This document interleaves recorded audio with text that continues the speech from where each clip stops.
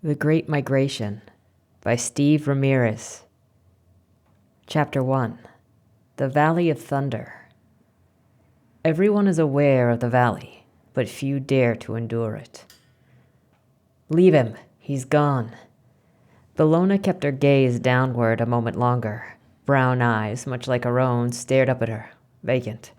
While the man's face was still intact, the rest of his body had been raised. One of his arms was missing at the elbow, and his legs had been torn off, leaving an empty trouser leg as the only evidence it had ever been there. A gaping wound to his abdomen had caused his entrails to fall into the thick grass, immersing it in their contents. She straightened herself, pressing her hand to her mouth as the stench of the man's corpse finally caused her to recoil. Fresh evidence of the battle was all around her. Gear was haphazardly strewn about, a still-burning campfire, and 2 screaming horses flailed on the ground, too wounded to stand. A third lay motionless, in as much physical disarray as the young man over whom she presently stood.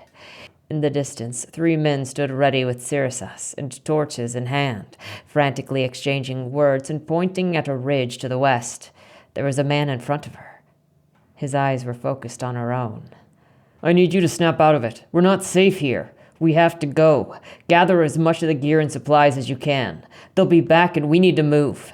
She looked around one more time, processing his words. Her mind felt like it had stalled and was reluctant to get moving again. Bellona, he yelled. Now! Find the packs and start gathering whatever you can. We can't be here. Turning away from her, he approached one of the screaming horses. Hoisting an axe, he swung down, shattering its windpipe and opening its throat. The horse was still flailing as he moved on to the second and swung again. As the throws of the second horse waned in strength, the first went silent. Bellona forced herself to move, pushing the dark curls of her hair from her face so that she could scan the area for her pack. It was in a tangled mess, along with her tent and bedroll. Grasping at it, she looked inside. The sight of a leather-bound journal prompted her to breathe a brief sigh of relief, and she began gathering her belongings as quickly as she could. Her shaking hands were making the task of packing more difficult than it needed to be. Putting her head down, she took deep, slow breaths. The attack had stunned her. How did this happen? Everything had been going so smoothly. The morning sun broke the horizon, drawing her attention. She took another breath as the light hit her face. Closing her eyes, she prayed for courage. Bellona! She looked up and saw Lacey running up to her, torch still in hand. Lacey's face was twisted with worry, her bright blue eyes red and swollen. Have you seen Scout? I can't find him. I remember him barking at the start, but now he's gone. Lacey's long blonde hair, shaved cleanly on the sides of the head, fell chaotically into her face and down her back. Bellona had no doubt that she'd been looking for Scout from the moment that it was clear to do so. They were inseparable.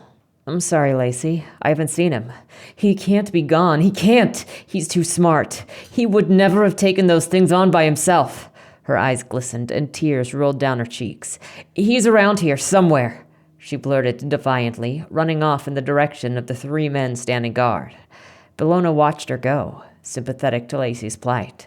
Scout was a smart dog, but Raiko had been a smart guide, and it hadn't done him any good. His body was sprawled on the grassy hillside, smelling like offal and fear. She shook her head at the situation. Sometimes it was strength that counted. Lacey stepped over a body on her way to the 3 men, indifferent to it and preoccupation with Scout's whereabouts. Seeing her do so brought the rest of the camp into focus for Bellona. For the first time since the battle had begun, she stopped and took in the entire scene. Only 1 tent remained standing. 2 campfires still burned. 3 dead horses lay about, and the other 2 nowhere to be seen. Looking in all directions, Bellona could see 4 dead people, most in a similar state as Roko, who, along with his brother, Talwa, served as part of their guide team. Tulsa was also lying face up. His throat had been ripped out, exposing delicate internal structures that were never meant to see the light of day. His right hand still held his axe, his left at his side, coated in the blood that had poured from his own neck. The brothers' bodies were 10 feet apart, and Bellona realized that one had died defending the other. It was hard to say who had been defending whom, but it didn't matter now. Their fates had been the same. A blessing, really. After 8 months together on this journey, she knew with certainty that neither would have wanted to live without the other. Good deaths, so to speak. Her gaze shifted to the panorama of Thunder Valley, an unbroken view of hundreds of miles that she could see the western peaks of the Broken Mountains framed on the horizon to the east. Under different circumstances, the whole party would have likely spent the morning basking in the scenery, knowing that, for the most of them, the adventure around the valley was coming to an end. In the far distance, scores of brontosaurs moved along at their casual, lumbering pace, unaware of the trials that had befallen the camp that morning. 14 feet long and 8 feet tall at the shoulders, the Brontosaurus were a primary reason most travelers were in Thunder Valley. To spend the part of the year following the Great Migration was one of the most grueling adventures the kingdom had to offer. Bellona started the expedition with 13 other people, including their 4 Zuni guides. By the middle of winter, the number had dropped by 1. The group had gallivanted through it all and came into the spring feeling strong, almost formidable. In this, the final week of their journey, the miles had seemed to pass easier than they ever had, and then death had come in the night. Bellona noticed one of the remaining guides, Roddick, breaking down the last standing tent. He had suffered an injury to his left arm. She didn't know the extent of the damage, but he didn't seem to be overtly bothered by it. She went over to help and was met with tortured eyes as she bent down next to him. "I'm sorry. I'm so sorry," Roddick said in a soft voice. Bellona was caught off guard by his apology, but could only stare in silence when she caught a glimpse of his arms inside the sling. It was a mangled mess of wounded flesh, the sight of which astonished her. How was he not bleeding more? Roddick caught the look on her face and briefly glanced down at his arm. "We'll take care of it later. Not now," he rasped. "Uh-huh," Bellona replied lamely. "It looks bad." She couldn't stop herself. This dismissive statement made it hard to process the enormity of the wound. "It's not bleeding much," he said, clearing his throat. "We gotta get out of here. The horses are gone, so we gotta pull the carts. I think those things are right over that ridge, waiting to come back on us. If they hit us again, it's gonna be bad." Bellona felt herself nodding, still unable to reconcile the tone of his voice with the severity of his injury. She looked toward the ridge and saw 3 men still facing it. One of them was Luda, their lead guide. She was relieved to see him still alive and felt her fear abate momentarily. Luda's nomadic life as a lead guide in the lands of the valley suited him perfectly, and he had been the final voice on every decision throughout their journey. He had a habit of leading by example, and their group had full confidence in him. It had been easy to see why he had such a strong reputation as a lead guide. Judging by the respect he was shown by Roddick and the respect that he had been shown by Roko and Talwa, Bellona suspected Luda's reputation was equally strong within the Zuni community. A pang of guilt shot through her as she realized that Luda was the one guide that she would have chosen to survive the night unscathed. If he had been killed, she might be on the verge of a panic right now. Last year, he had told them the ones who survived the journey would forever have the respect of the Zuni people. At the time, it had all seemed so romantic. Now she understood what he had been trying to tell them. The final steps of the journey back into Hayuka village were a rite of passage reserved only for the strong and the lucky. And while Bellona had questioned her strength many times since beginning the trek, this was the first time that she was genuinely concerned for her own life. Luda was trotting back to the camp with the other 2 men in tow. Securing his long black hair into a ponytail, he said, "They're grouping up. We need to get moving. Everyone to me." Luda circled his arms above his head. "Move! Now!" The rest of the group formed up around him. They numbered 9 in total. Bellona noticed that Kareen and Molden were missing. The 2 had fallen into a relationship during their journey, and Bellona assumed that they had been in the same tent when the camp got hit. Their absence would be felt. Both had been competent and reliable, working naturally together and bonding easily.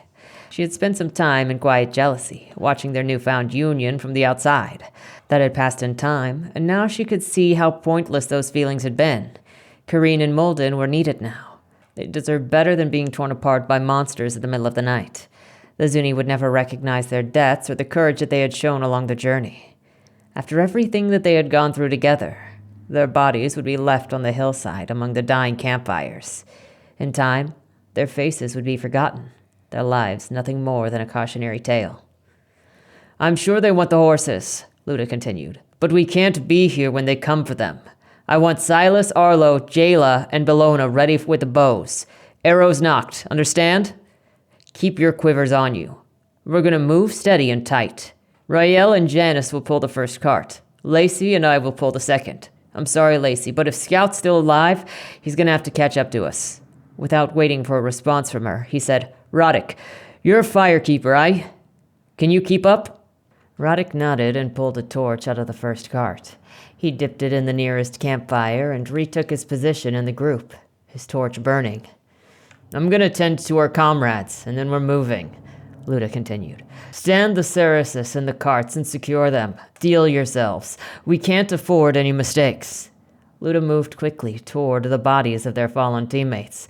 Pulling out a knife, he cut a lock of hair from each one, placing the locks in the small pouch hanging from his neck. There was no way to give the bodies a proper pyre, but Zuni custom dictated that the locks would serve in their stead once the group was safe and tradition could be recognized. He rejoined the group and said, Let's go. They moved out together, slowly building distance between themselves and the camp. The sun's growing light was giving the party good visibility now, and Bellona found herself looking away from the scene of the battle and toward the promise of safer grounds, far in the distance ahead. Without the horses, their pace would be slower, but it would be hours before anyone would need a rest. Along the rolling hills of the southern valley, she was sure that they would do 10 or 12 miles today, if they had to. She gripped her bow tightly. Whatever happened, she wouldn't be the weak link in the chain. There, she called out, pointing back toward the camp. The group stopped, watching the scene in the distance unfold. Hulking forms were moving over the western ridge toward the campsite. First 2, then 6, then 9. As Luda had predicted, they went straight for the horses. At least that's what Bellona told herself. Even at a quarter mile or so, the sight of them made her heart race. She had seen many hyenas since beginning her trek around Thunder Valley. Clans of them, sometimes 30 strong, roamed throughout the region, generally keeping away from humans and human settlements. Up to 150 pounds, and almost always in numbers, they were not to be taken lightly. Capable predators and consummate scavengers, hyenas were tirelessly optimistic. The beasts in the distance, however, were different. The barong, as the Zuni called them, were an enormous subspecies of hyena. 4 to 5 times larger than their more common relatives, they were among the most feared and dangerous of the kingdom's fauna. Capable of bringing down an adult brontothere, the only thing that had truly presented a threat to the clan of Barong was another clan of Barong. Their intense need for large territories meant that rival clans habitually went to war with one another, each clan looking to eradicate the other. Zuni lore recounted Barong clans battling for days or weeks at a time. Zuni shaman traditionally warned that if the Barong clans ever lived as one, all life of the kingdom would fall to their insatiable hunger. In the last 8 months, this was the first time Bellona had ever seen the Barong. It was a sight that she had imagined describing to her friends as they gathered around to hear about her adventure. Now, in the aftermath of the attack, Bellona only felt a fear that was quickly growing into terror. She clenched her jaw and looked to Luda for direction. Luda's attention was still in the distance, his deep brown eyes unblinking. His posture was tense, as if waiting for the Barong's actions to give him guidance on the group's next move. There looked to be a dozen or so visible in the camp now. It had been impossible to tell how many had attacked in the darkness, but now it was clear that their team was outnumbered. "Let's keep moving," he finally said, dragging the second cart forward with Lacey's help. After a few minutes, Luda called for Bellona. She broke formation and fell in step with him, anxious for his instruction. "Bellona, I need you to pull a tinder kit out of the other cart. Find cloth strips, give them some oil, start wrapping arrowheads. Try to make enough so that each have 3. Make sure everyone knows that these are for close range, not the first shot. Aye? Just in case." "Okay," Bellona said, darting forward to the next cart. She found the tinder kit quickly and went to work as she walked along. The 2 men pulling the cart, Riel and Janice, had their heads down as they strained forward. Preoccupied with putting a distance between themselves and the Barong, neither seemed to notice her working on the arrows. Once she had finished fitting 12 arrows with the oil fabric, Bellona gathered them up and moved toward her original position. As she passed Luda, he said, "Check on Roddick. Make sure that he knows to be ready with the fire if it comes to that." Bellona nodded and turned to go, but stopped when Luda said, "And Bellona, make sure he drinks some water." "Aye." She nodded again and went back to the group to convey all of the instructions Luda had given her. They were covering good ground. Luda had chosen the cart teams wisely. Rael and Janice were stocky and powerful. Each had developed an endurance that bellied their outward appearance. Their hands were more calloused than skin, and of all the people in the group, they would be the last two to complain about anything. Lacey was the weakest archer of the remaining group members. While she lacked the power of Rael and Janice, she had good endurance. Luda's strength would allow the second cart to keep pace with the first. By mid-morning, Bellona figured that they had covered 4 miles or so. The group's progress had exceeded her expectations, but now they were all showing signs of fatigue, the cart teams pulling with their heads down, mouths agape. Luda saw the effects of the pace as well. "We'll rest up at that grove ahead," he called out, his deep bronze skin dripping in the sweat of the morning's effort. There was a grove of mature ash trees a 1/4 mile in the distance. A good spot to rest, it would provide shade and cover.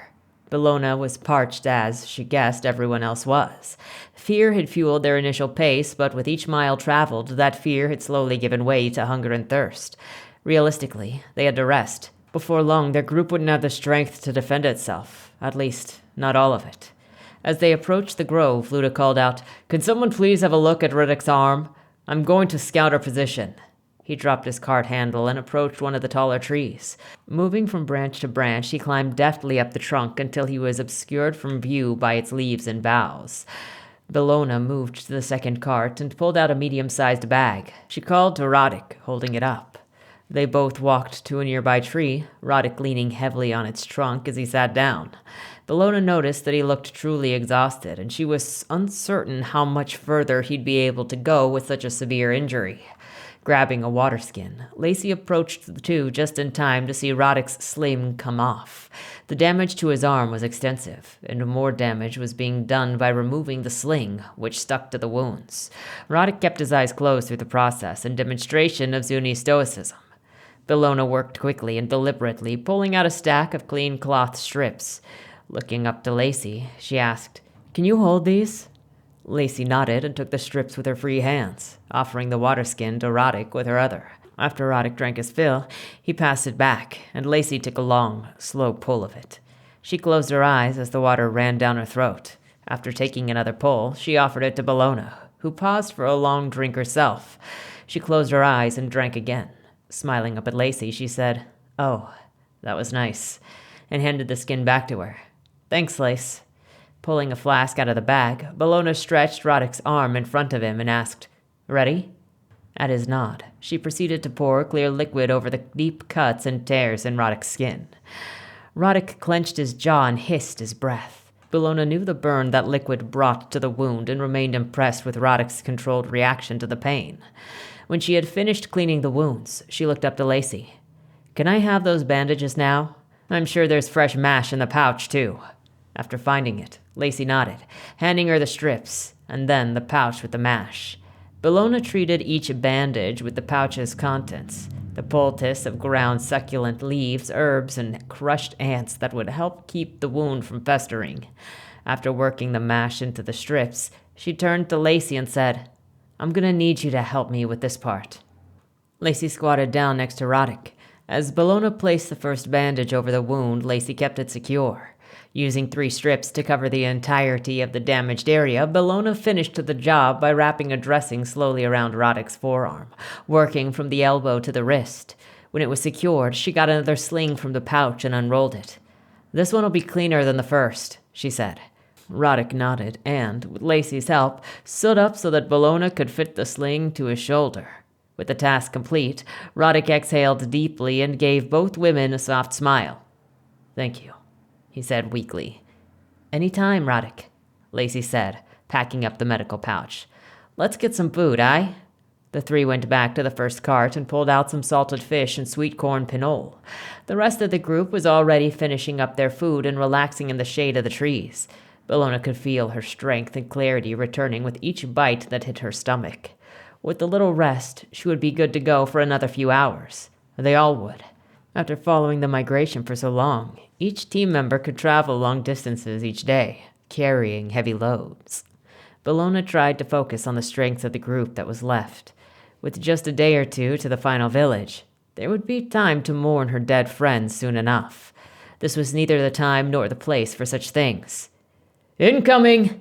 Luda shouted from above. "From the west! Form up!" Instantly, they all went into motion. The archers grabbed their bows and knocked arrows in position, fanning out tightly in an arc. Roddick retrieved his torch from the sconce at the back of the first cart and stood ready to apply it to the arrows. The cart team all grabbed cerisas and assumed positions far aside from the archer group. Bellona's heart raced, and her hands shook once again. Whatever pleasant feeling the food and water had given her were now gone. Luda jumped down from the branches above. He hurried to one of the carts, pulling out his Yorumi sword and a torch. The Yorumi had 5 highly flexible blades, each 6 feet long, that sang when they were whirling about in combat. Bellona had seen him wielding it like a whip to keep large animals at bay. While it wasn't likely to kill anything large with a strike, it was an intimidating weapon capable of causing multiple deep wounds in whatever it struck. It took years to master the Yorumi, and Luda had practiced it every day. "Oh shit!" Bellona cried out, her eyes in the distance. "Scout! I can't believe it! Scout!" Lacey's face was alight with joy. She had quietly given up hope that she would ever see Scout again. Scout was bounding over the western hills at what looked like his top speed. His mouth was wide open, and his tongue flapped at the side. Bellona could see clearly that he was not running out of joy in finding the group. "No!" Lacey cried out. 2 barong came into sight in pursuit of Scout. They were heedless of the group of humans in the distance, focused on catching their prey. Scout was fast, but the barong were closing the gap on him. Roddick lit Luda's torch, and Luda positioned himself between the 2 groups, giving himself enough room to begin whirling the Yorumi. The sword sang its song, and its blades flashed in the sunlight. "Almost in range," Bellona called out, anchoring her bowstring to her cheek. Wait! Come on, boy! Run, Scout!" Lacey screamed across the plain. "Loose!" The 4 archers launched their first volley. All had instinctively aimed for the lead barong. Only 1 arrow found its mark, hitting the monster in the rear flank. It stuttered and lost its momentum, giving Scout a chance to jump ahead. The injured barong was quickly overtaken by its companion. The archers had rushed to knock fresh arrows. As each did, they let fly. The second volley was less effective than the first, and now the barong were closing fast on the group's position. "Fire!" Luda called out. Each grabbed for the arrows that Bellona had prepared. Roddick, at the ready, set them ablaze. The cart team formed a defensive arc with the cerisas. Centuries ago, the Zuni had abandoned their traditional flint-head spears in favor of the vastly superior iron-headed cerisas. Lacey took the center post, her weapon stretching 12 feet in front of her. Planting it into the ground on its bronze butt spike, she planted it directly at the monster bearing down on Scout. Scout was running straight for her. Lacey directed her own gaze into the eyes of the barong, her only thoughts focusing on eliminating the threats to her dog. She was ready. Riel and Janice flanked Lacey, holding their sarasses off the ground to stay mobile. A volley of flaming arrows shot out, trained on the lead barong no more than 20 yards away at this point. Every arrow found its mark. The beast let out a howl and lost its footing, its head biting backward at the arrow burning into its flesh and fur. Scout was running, staying focused on getting to Lacey, using whatever strength he had left to rejoin the group. Ludo, Janice, and Rael all rushed forward to press their advantage. The barong regained its footing, but the arrows still burned in its side. Involuntary movements brought on by the pain of the fire arrows impeded the animal's efficiency. Ludo brought his blade singing across its face, opening wounds across its muzzle and eyes. Janos and Rael both charged, driving their sarasses into the thing's neck and shoulder. The combined strength of the two was enough to knock it off balance and bowl it over. The Men did not falter, thrusting their weapons as far into it as their strength would allow. Bellona barked orders as the other barong came into range, rushing to aid its ally. Bringing the Arumia round again for another strike at the first barong, Luda was oblivious to the second bearing down on him. Arrows flew to his defense, but they were not enough to bring the beast to a stop. Turning too late, Luda saw the teeth and jaws intent on tearing him asunder. With no time to cry out, he found himself hurtling sidelong, away from the teeth, away from the jaws. He heard his name. The second barong brought the full force of its pain and fury down on Roddick, who occupied the space Luda had only a half moment before. An obscene crunching sound signaled the end of Roddick's good arm, as he had instinctively brought it up to defend himself. The barong's power was apparent as Roddick's limb was torn from his body, the young man screaming out in shock and agony. More arrows flew into the side of the barong, unlit, like the last volley. Shrieking, Lacey thrust her sarasa into the beast's neck at its shoulder. Planting the weapon into the ground, it held strong when the animal acted on its instinct to charge her. More arrows flew into the barong, shoulder to flank. Before it could react to them, the beast's face was assailed by Luda's singing blades. Howling, it turned to face him as he dropped the sword. Luda's torch flashed forward, driving itself into the beast's maw. His eyes were steel as he pushed the torch down the beast's throat, his own forearm disappearing into its jaws. The animal convulsed, trying to defend against attacks that had already been made. Luda pushed back, away from the threat of teeth, tripping over Roddick while he lay dying on the ground. As he fell back, he registered Rael, punching his sarissa through the thing's ribcage. More arrows found their mark along the barong's side and flank. Its struggles weakened. An axe came down in the overhead swing, penetrating skull and brain, ceasing all further movement. Bellona's eyes looked to Janus. He was backing off the first barong, his saras lodged deep in its throat. The animal was sputtering and clawing at the weapon, but its collapsed windpipe would allow no more. In an attempt to retreat, the beast dropped after a few steps, not to rise again. Luda scrambled to Roddick, who was lying face down, blood pouring from the stump that used to be his arm. With his hand on Roddick's cheek, Luda whispered down to him, his voice becoming soft and calm. Roddick's ragged breathing slowed, his struggles and pain ending. As the group gathered around him, Roddick breathed his last, his eyes remaining fixed toward the sky.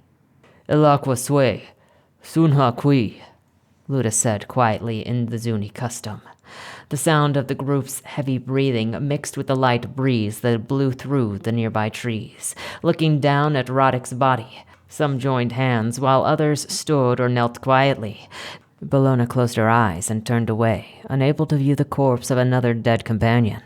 Slowly, quietly, the group dispersed. Still at Roddick's side, Luda kept his eyes on the young man's face. "No, I am nothing," he whispered. Later that night, north of the Kiawinane River and miles from Roddick's smoldering cremation pyre, the group sat around a campfire, sharing a meal of fresh trout, river grass, and sweet corn pinole. They were spent and had agreed to spend the next day relaxing around their camp to recover from the events of recent. Scout was planted in Lacey's lap, napping quietly as she stroked his fur. The man named Silas sat with his axe still in hand, barong and horseblood staining his blade. "Silas, are you going to clean that axe head?" Bellona asked, taking a pause from scribbling her latest journal entry. "No, actually, I'm going to leave it this way," Silas replied flatly. "Hopefully I won't need to use it before we get back to the village. I can't imagine I'll ever forget today, but this will keep my memory true." Generally a hard man, Bellona was surprised by Silas's sentimental expression. It was a testament to the significance of the day's trial. "That was a fine strike. It's no small thing to penetrate a barong's skull," Luda said. Luda had been, understandably, quiet since the igniting of the pyre of Roddick's body. Bellona felt a part of herself relax when he engaged in conversation. His silence had been making her uneasy, as if Luda was actively withdrawing from their group when they needed him the most, or perhaps when she needed him the most. Too many people had died today, and Bellona felt exposed and vulnerable. Once the sun had set, Her anxiety had grown with the darkness. They had found a defensible position for the camp among the large rocks on the river's upper shore, but she knew, better than ever, that a good camp was no guarantee of safety. Not in Thunder Valley. The stories I'd heard never really did them justice, Bellona added. They're terrifying. I keep thinking that if there had been 3 or 4 instead of 2, maybe none of us would have survived. I'd agree with that, Luda said. But I would never bet against the group. I need you all to know how impressive you were today. We really should have died at the first attack this morning. I'll never know how 9 of us made it out of there. Truth be told, those 2, Barong, never had a chance. Silas, the axe head is a trophy well earned. You should carry it proudly. The village will want to see it and hear the story. Silas beamed at the acknowledgement, humbly nodding in Luda's direction. Roddick was valiant today, Lacey said. When we cleaned up his arm, I couldn't believe that he had made it so far with such an injury. No complaint either. He just kept going, quietly at that. I'm sad that he's gone. All of them, for that matter, of course. Bellona watched Luda stare silently into the fire. The Zuni will say he had a good death, aye? Lacey asked Luda. Yes, at the Danane. We will speak of his deeds, his importance to our group, Luda stated solemnly. How long will the Danan last? Bellona asked. 2 nights. From sunset to midnight, the village will feast us each night in exchange for the stories of our quest. It is considered good manners for us to arrive with meat for the feast, something to consider as we get close. Luda, again, seemed to darken as he spoke of the ceremony. His eyes remained on the fire, but were distant, as if in memory. I'd like to put this on a necklace when we get there, Lacey said, holding up one of the canine teeth that were taken from the Barong's jaws. They had all been able to receive one, now that the group only numbered 8. I imagine it'll remain significant to me for the rest of my life. She looked up at the night sky and inhaled deeply. I'll never forget this adventure. Thunder Valley. All of it. I spent so much time in the beginning wishing I was back home, safe in Sabel. Now that it's ending, I'm not sure how to feel. She had tears in her eyes. I'll never forget our friends. Heads nodded silently around the fire. Lacey trailed off, going quiet. Bellona figured she had said her piece, but suddenly she spoke up again. The first time I'd heard the Zuni speak about the good death, I was put off. It seemed so ridiculous to me to think death could be good under any circumstance. But I see now, she continued. I see what it meant by that. Raiko and Talwa dying together, fighting against those things to save each other. Molden and Corrine doing the same. They didn't die because they were weak. Nobody comes to Thunder Valley because they're weak. She shook her head. They were heroic at their end. How many of us will be able to say the same? She paused again, taking another deep breath. My entire family protested my trip here. All of my friends, the people in Sabel, are not curious about the rest of the kingdom. They don't adventure, generally speaking. Of course, many of us go on pilgrimages to Yar's Ash, but it's not the same. My father spent his entire life in Sabel. He'd work all week and spend 7th day in the Temple of the True. Week after week, year after year. Then, one winter, he got a fever and died 2 days later. She paused, shaking her head again. What was the point of his existence? To eat, drink, sleep? I don't know. I suppose his life was his to choose. It just seems like he wasted a lot of it. He never saw Thunder Valley or the Spine. He had never even been to Crystal City. None of it interested him because he was afraid of the world. No courage for life at all. Tears began to stream down her cheeks. Wiping one away, she said, I honestly don't know if I'll be able to go back. I think I'm done with all of it. The group was silent. Lacey looked directly at Luda. Roddick gave his life for you today because he loved you. I promise you, it was his honor and privilege to do so. You're a good man, Luda. A good leader. You inspired me, and I know that you inspired Roddick. It was a good death because you are worth dying for. Luda's eyes looked across the fire at Lacey's. He was caught off guard by the directness of her statement, but his expression remained neutral. Without speaking, he nodded, and then, fingers steepled in the front of his face, bowed his head to her. It was traditional Zuni gesture of deep gratitude, the significance of which was not lost on the group. Used rarely, its true meaning went far beyond expressing thanks. Bellona raised her cup and said, "Luda." The group repeated, "Luda." Luda nodded his head to the group in obligatory fashion. Bellona could see, however, that his mind remained elsewhere. Something was eating at him. She wondered if it would be clear, once they arrived at their destination, what it was. In the distance, thunder rumbled. A storm on the way.